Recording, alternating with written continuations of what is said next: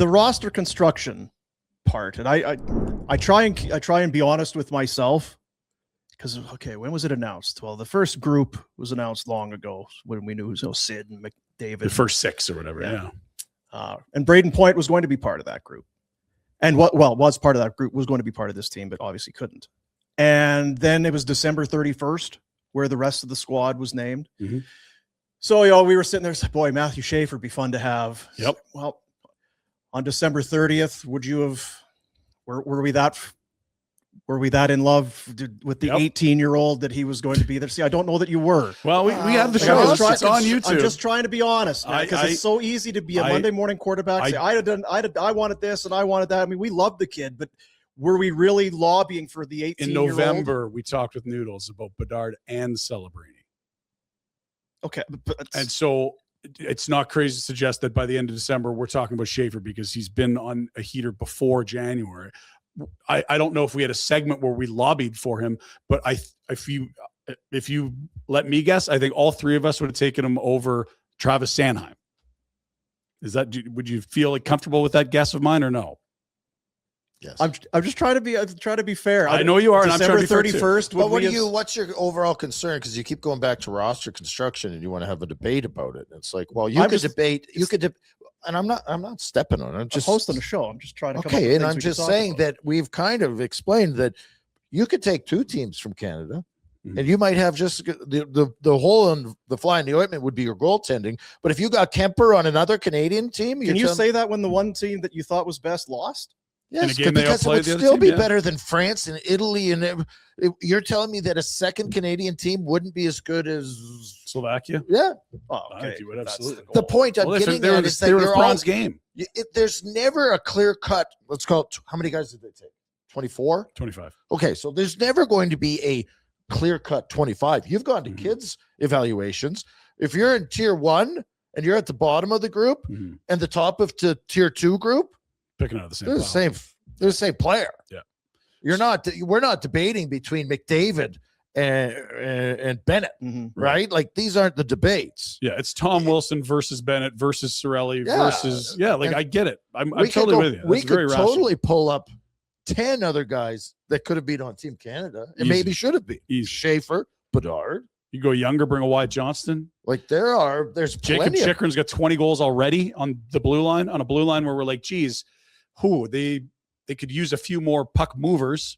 You're big, you can defend, but there's a lot of guys that look like third pair guys, not second pair guys. No, the Josh Morrissey injury magnifies that. Huge. If you knew he was getting hurt, you might bring old close eyes up in Edmonton there. But right? I guess at the end, there's a guy that would help your power play. Yeah, at the end, that's right. Bouchard wasn't 100%. There'd be a lot of Oilers fans going.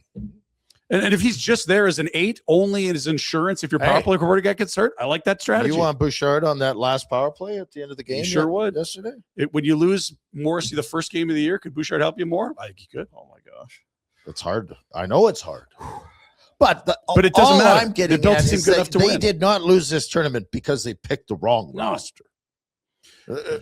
The other part of this whole thing is that you usually have 4 years between you pick these teams, right? And so you allow yourself to understand that guys aren't what they were last time you saw them.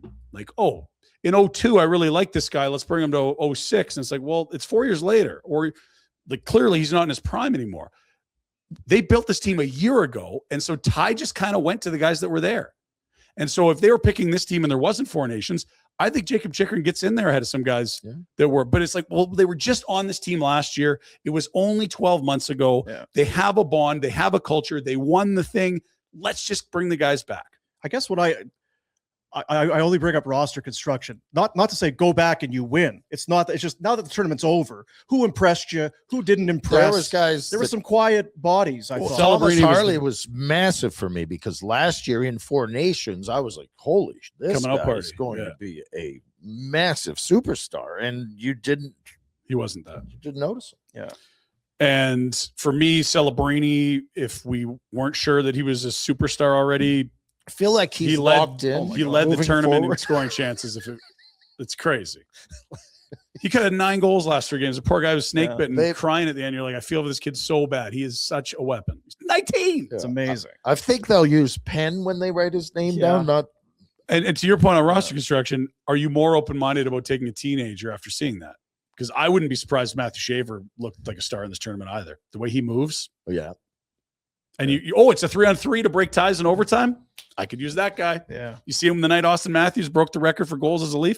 Oh, it was Schaefer that scored in overtime and spoiled the whole night. Yeah. I mean, obviously we're a day removed, but I think that if you don't use what happened and at least incorporate that into your thinking, it's kind of pig-headed. You got to look at a little bit and be, well, we had a real chance to win the gold medal. Let's not overreact.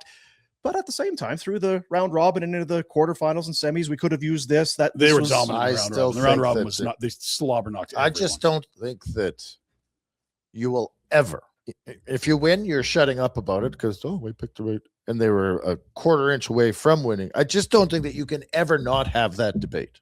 Hey, buddies, thanks for watching. We appreciate it. Also, if you could throw in a like and subscribe, it does help us out with what it is we are doing. And check out more at flamesnation.ca.